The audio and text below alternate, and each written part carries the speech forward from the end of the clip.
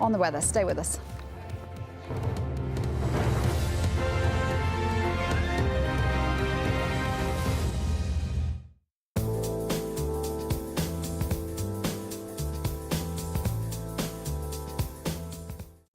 Across the Indian subcontinent, we are looking at fairly dry conditions. Some clouds are now pushing into the forecast, but down here towards the south, we are seeing some more rain pushing in from the south there. You can see all the way from the southern tip, all the way to Hyderabad, we're going to be seeing some light rain showers, not too much, no accumulation to talk about. Conditions up towards New Delhi, about 25 degrees. A little bit north, though, they've seen quite a bit of snow, not very far away, just towards the Himalayas. We are looking at Karachi at 30 degrees there. We may be even seeing 31 degrees by the time we get into Sunday. Well, now towards parts of South Africa and also into Namibia and Angola, we are looking at some very heavy rain showers over the next couple of days. We're going to see about 150 millimeters of rain there. So that means localized flooding, especially for Namibia. Also into northern parts of Mozambique, 20,000 people have been displaced around those river valleys, and that's going to still be a problem over the next couple of days, but not bad for Johannesburg. 26 partly cloudy conditions with a few showers in their forecast. Cape Town looking quite nice at 29 degrees. Across the Arabian Peninsula, we're looking at fairly nice conditions, dry conditions, as well as warm conditions. Doha at 28 degrees, Riyadh at 33, and possibly some haze in the forecast.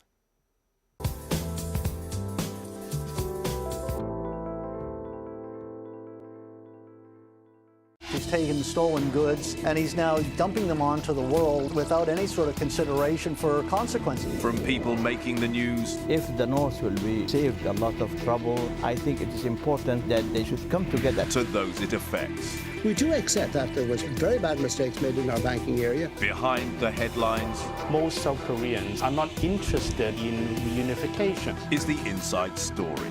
At this time on Al Jazeera. Unpopular with some at home, untested overseas.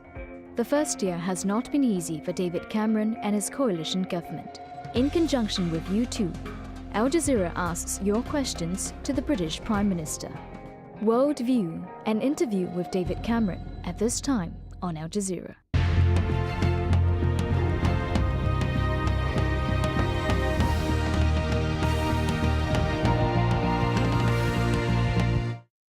Hello, it is 1600 hours GMT, early evening across large parts of the Middle East. I'm Kamal Santamaria with Al Jazeera's live continuing coverage of a day of mass protest around the region. We start in Libya. Friday prayers there turned into mass rallies against Muammar Gaddafi in eastern cities controlled by his opponents. Thousands marched in support of protesters in Tripoli who've been fired on by troops and militia. We look at Iraq. Protests over corruption and a lack of basic services and jobs have turned violent. Several have died in clashes with security forces around the country. Egypt, and exactly a month after they started the protests which ousted President Mubarak, Egyptians are back in Cairo's Liberation Square. They are demanding quick reforms from their military leaders, the lifting of the emergency laws. And Yemen, tens of thousands of supporters and opponents of the president have held rival rallies in Sana'a. Anti-government protests have also been staged around the country. But the focus really is in Libya at the moment, things moving very fast there. Lawrence Lee has this report on events inside the country. At Friday prayers, the people of Tripoli received this advice, and just to make sure they understood it, it was broadcast on Libyan state TV. It wasn't entirely pro-Gaddafi, but all the same it had a warning from the Quran to anybody tempted to join the uprising in the capital. As the Prophet Messenger said, if you dislike your ruler or his behaviors, you should not raise your sword against him, but be patient, for those who disobey the rulers will die as infidels. So far, it seems, not everybody is on board. These pictures have surfaced, it's said, from Tripoli, showing street fighting and protests. Reports of alleged mosques surrounded by security forces, gunfire on the streets. Al Jazeera was interviewing one man from Tripoli describing the fighting when this happened live on air. Gun erupted and random firing against us started. We're told that some people have died in those clashes. Do you know anything about any deaths? Hello? Give me your phone. Give me your phone. Give me your phone. You cannot speak to Al Jazeera. You cannot speak to Al Jazeera. Give me this phone. That sounds like our guest has been intercepted by a member of the security forces who has just taken his phone off, and we don't know what happened there, but somebody was clearly yelling at him to give them the phone. Are you still there? Are you still there, sir? Even given this censorship, people in the capital must know they're being egged on by other towns across Libya. More and more footage emerges of triumphalist scenes from Benghazi in the east of Libya, suggesting Gaddafi's forces have lost half their country. Pictures of crowds dwarf anything Libyan state television can provide of pro-Gaddafi support.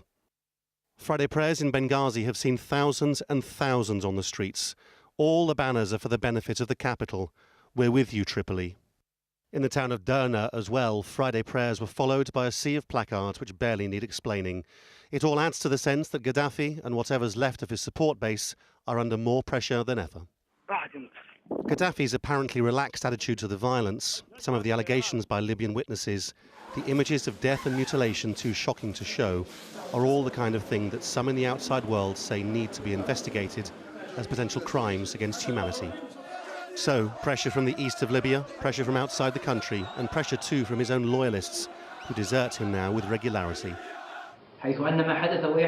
What happened and is happening are massacres and bloodshed never witnessed by the Libyan people.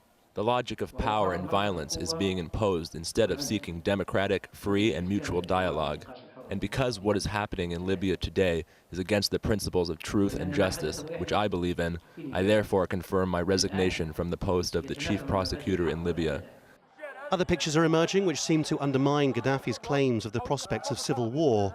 Here in Tobruk, where protesters apparently overran Gaddafi's forces, locals say national unity against him is more important than tribal allegiance. It's true we are tribes, but we are united. There are good relations here. We meet and cooperate. We're working together. We will not conspire or fight each other. When push comes to shove, we are united. It remains unclear exactly how many soldiers Gaddafi has at his disposal in the capital to protect him, and so it's impossible to say whether they'll be overrun as in other places. The protesters are close now, though, perhaps very close. Lawrence Lee, Al Jazeera.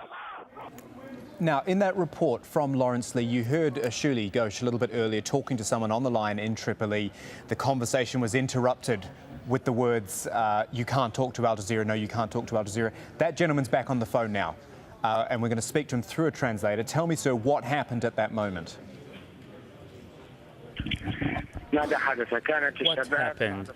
As I said before, following Friday's sermons, the youth marched in peaceful demonstrations, hailing what we achieved over the past days. The march continued from Tajura, Abil Ashar, Arada, until we reached our place here. At this Bin Hani graveyard, we were raided by security personnel who fired randomly at us. As a result, we started to take refuge. More than seven people were killed, and seven people were detained alive. Sir, can I ask you what happened? Sorry to interrupt you. What happened, though, when you were on the phone to us? You started shouting, or someone started shouting, no, you can't talk to Al Jazeera. What happened? What happened exactly is that, as I said, after random gunfire, we started to take refuge. I went into one of the houses. People I don't know. I was also accompanied by two other people injured and bleeding. The people received us warmly. They don't know us, and we don't know them. Security personnel started to raid the houses and raids. At that particular point, the man of the house was very afraid, and the line was disconnected. So did that surprise you that people were willing to take you in and look after you at that moment, or that there's just so much confusion there?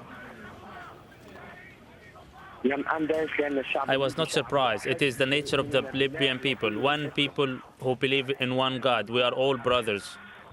What do you plan to do now?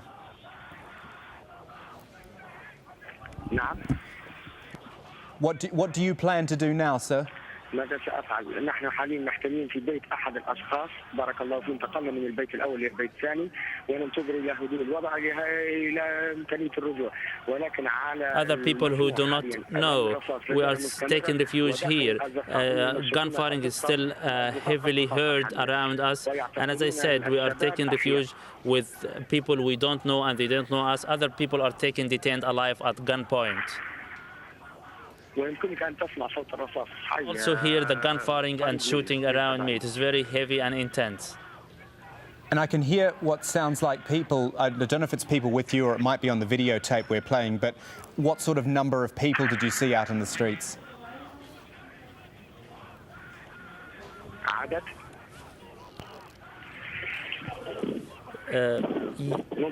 Can you repeat the question, please? Just asking, you're saying you can hear gunfire. I'm wondering what sort of number of people you're actually seeing out there.